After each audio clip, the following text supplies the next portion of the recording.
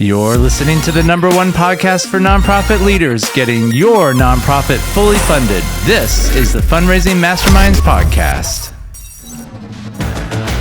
Your budget, your organization, your plan should not depend on how much money you're raising. I've had nonprofit leaders that say, well, I'd like to be able to do this, but we haven't raised enough money. No, you need to come up with a plan, a big dream, and leave it up to the development people to get the money to be able to fulfill that plan. One of the biggest mistakes that nonprofits make is that development drives ministry. That is a mistake. Well, welcome back to another episode of the Fundraising Masterminds Podcast. We are so excited to have you join us today. My name is Jason Galasinski and my co-host Jim Dempsey. Hi, Jason. Together, we have over 60 years of development experience, and we have created this podcast for nonprofit leaders, development directors, board members, or anyone in leadership working with a nonprofit.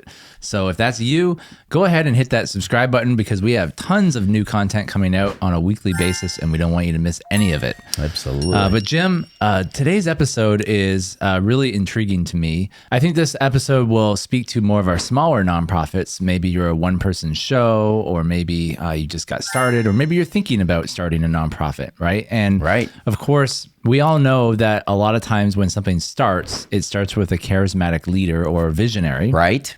You know, you got the guy who has the idea. Right. But that guy can't sustainably grow a nonprofit on his own. At some point in time, you need to make some hires. Right. And so I was just asking myself the question, well, you know, if I were a smaller nonprofit, what would be my first 4 hires? Right. You know, right. Or if you could go back in time to some of the nonprofits that you've worked with, right. What would you say would be the most important top 4 hires for a nonprofit organization? Yeah, absolutely. Well, thanks, Jason. I appreciate that. And we get these kinds of things often. Yeah. Now, again, what we're going to share today is not hard and fast. You may find that you have very, very specific needs, and this does not override those specific needs. Yeah. But as you said, if you're a charismatic leader, typically you're a visionary, but you need someone else to come alongside and help you implement that. You need to start to build your army, even though it may be a small army to start with. Yeah. You need to start to build that. So we're going to talk about that today. Yeah. So what would be the #1 first position that you would hire? You just got one guy or one girl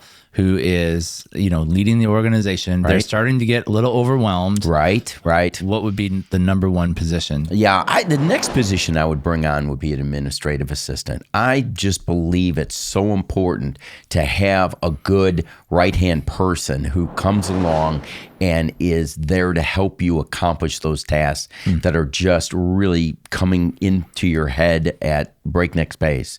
And so it's so important, whether that be part-time, full-time, you need to bring someone in or even hire them on a contract basis to just do specific projects, but someone to come alongside and help you initiate some of these programs, some of these strategies to get things going. Yeah. And, you know, I always say I worked in Washington, D.C. for a while with a nonprofit that's a subgroup of the organization I'm with now, Crew.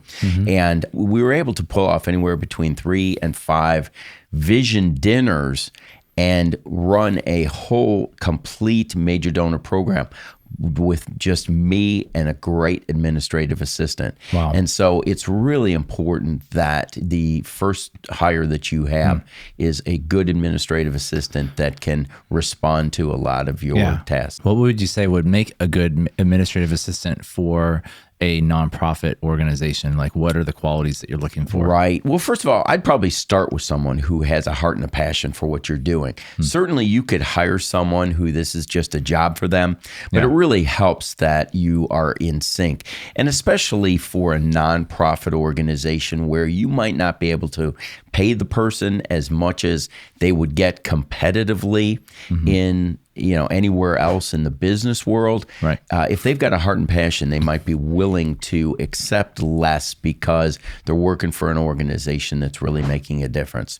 The second is I just think it's so important to hire a highly organized person, someone who really helps you cross those T's and dot those I's. It's important that they're coming in there, coming behind you, cross-checking to make sure that you aren't missing anything. You're not, losing really things on your blind role. side, in a supportive role.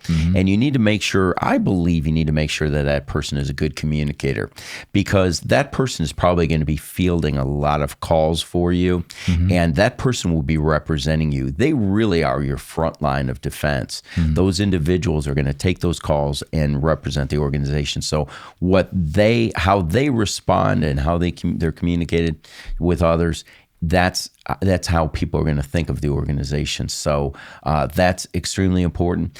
And they need to be able to connect with you. It really is best if you can find someone that almost repeats your sentences and thinks about things before you even think about things. Yeah. And so it's tough to determine that on an interview. That usually is someone you find out over time.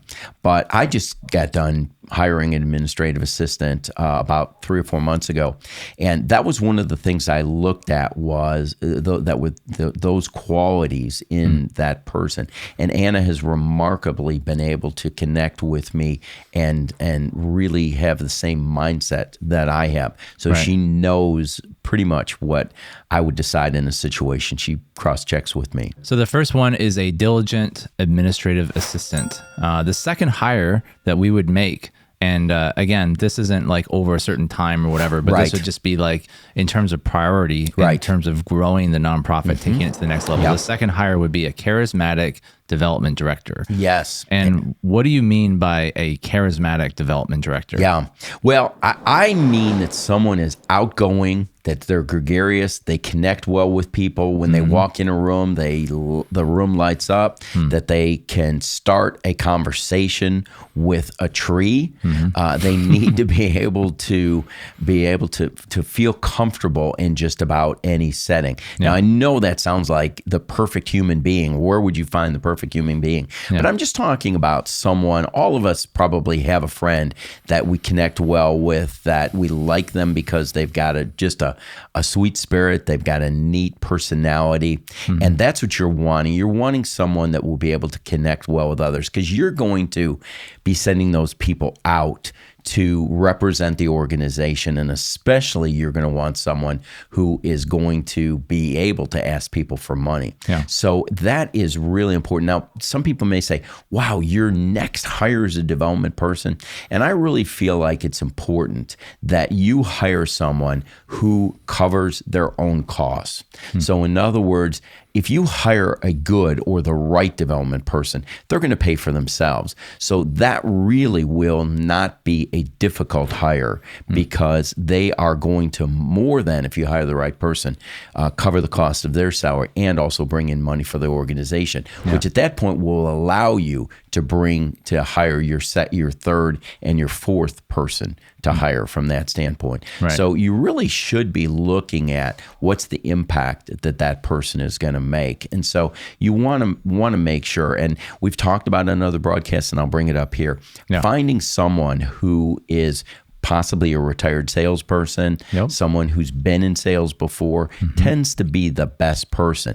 Now, it's fine that you've got a young, energetic person just coming out of college or coming out of high school who may have a great personality, and that's not bad. But I really like the idea of having someone who's got sales experience, because I can't tell you, as somebody who has hired a lot of people over the years to do development, I've had people that connect well with individuals, but they can't get over that line to ask somebody for a gift. They can't close a deal. They can't close a deal. Yeah. So that's so important to find that person.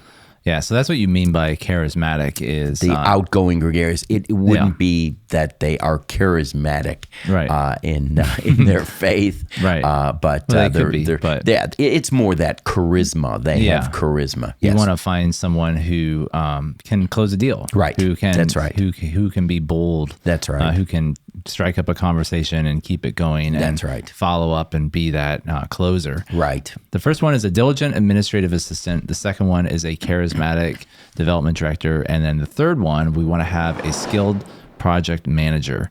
Now, why would you pick the project manager as a third hire? Well, from the standpoint of accomplishing certain projects, we know that people are going to give because of a particular program or a particular project they're really inspired by.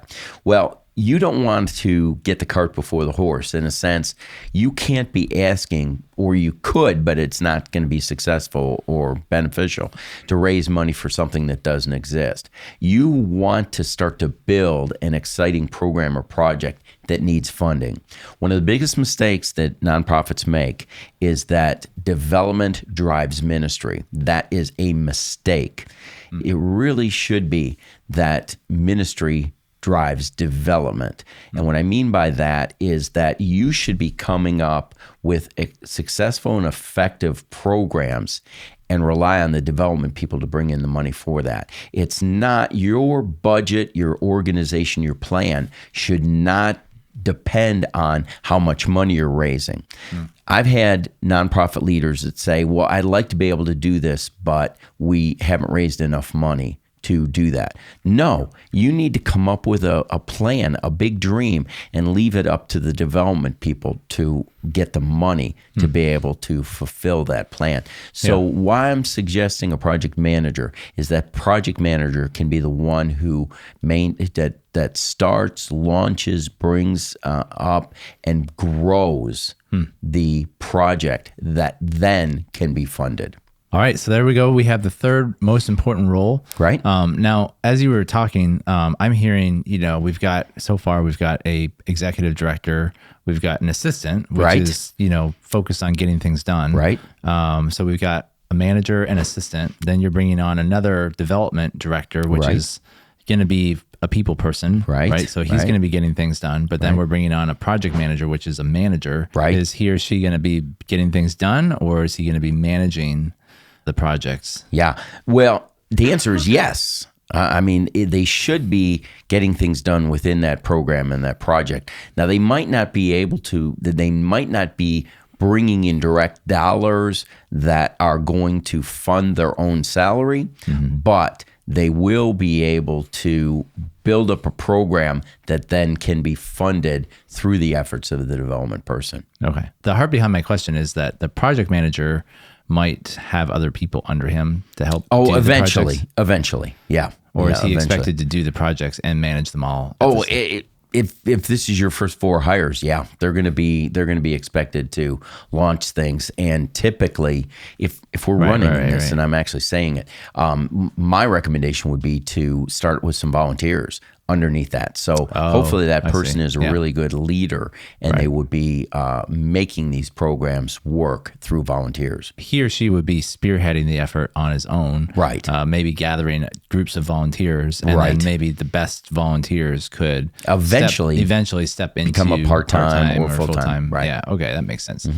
Okay. And then the fourth key person to hire for your nonprofit would be a professional financial expert. Yeah, it's so important. Once you start to grow your organization, once you start to bring money in the door, we've got to ensure, for the sake of financial accountability, for IRS, for our partners' perspective, we got to ensure them that we are managing their money properly, that's proper stewardship. Yeah. Now, I'm not saying bring on a full-time vice president of administration, but what I am saying is that you maybe bring on an accountant that you pay hourly, you pay on contracted basis, or you have an efficient or effective volunteer, but somebody who is trained in finance.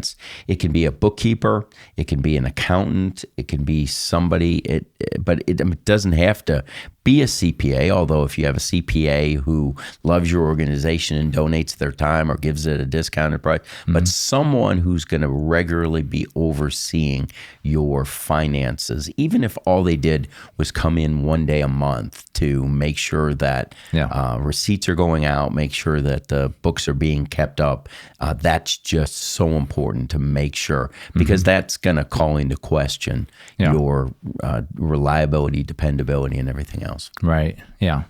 Since this is on the topic of, growing a nonprofit and getting a nonprofit off the ground, I think one key question that we get a lot through YouTube and through other social media channels is, how do I focus on major donor development? How do I grow those bigger gifts? And we actually just recently put together a new course called Major Donor Mastery.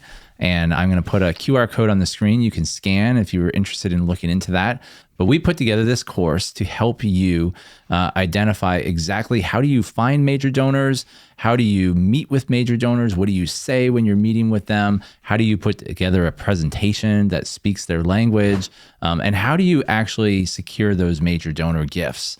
This is a big topic that we get a lot of questions about. And if you're interested in that, check out that course because you might find that to be very helpful to you. And while you're checking out Fundraising Masterminds, go ahead and hit that subscribe button on YouTube or Spotify or Apple because we release weekly podcast episodes for nonprofit leaders, and we'd love for you to catch every single one of them. They're all good, and they all help you with the leadership strategy and growth of your nonprofit. Jim, any... I'd probably add a bonus position, a fifth position onto that, just from the standpoint of the potential to help you bring in more revenue. One of the things that someone really introduced me to about 5 years ago was building up a mid-level team. And I've mentioned on some videos before that one of the hidden gems within a lot of organizations are your mid-level partners.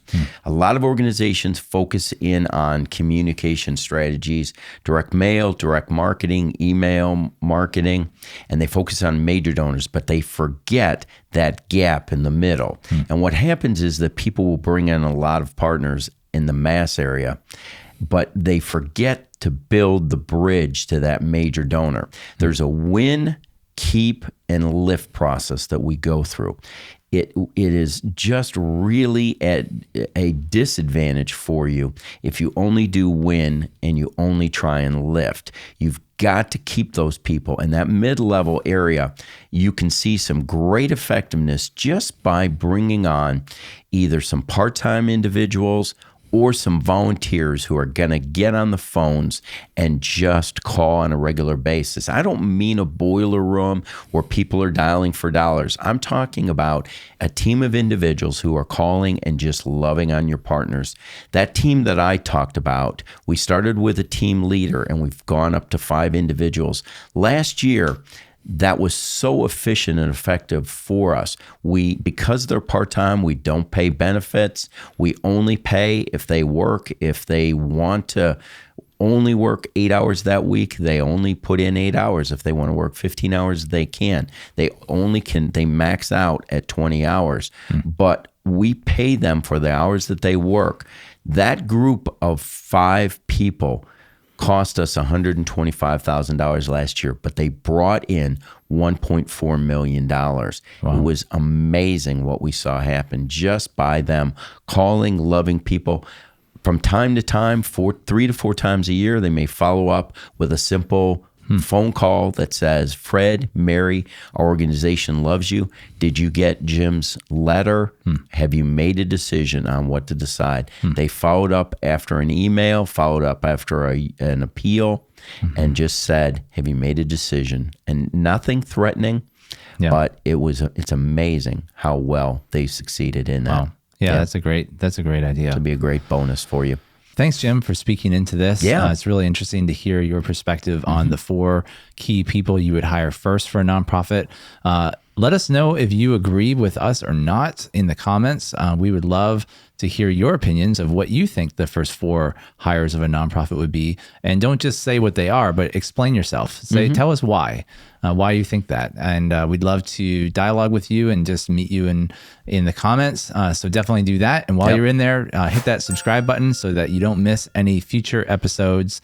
Be sure to check out that Major Donor Mastery class that I mentioned. That will be very helpful as you're looking to grow your nonprofit. Jim, why don't you just recap for us real quick what the 4 key roles are, and then maybe you could take us home. So we want to hire a diligent administrative assistant. We want a charismatic development professional. We want a skilled project manager. and we want a professional financial expert. So those 4 positions, if you can find those in the first couple years of your organization, it's going to make a big difference. Well, thanks again for tuning in to this episode of the Fundraising Masterminds podcast. We will see you again next time. Take care.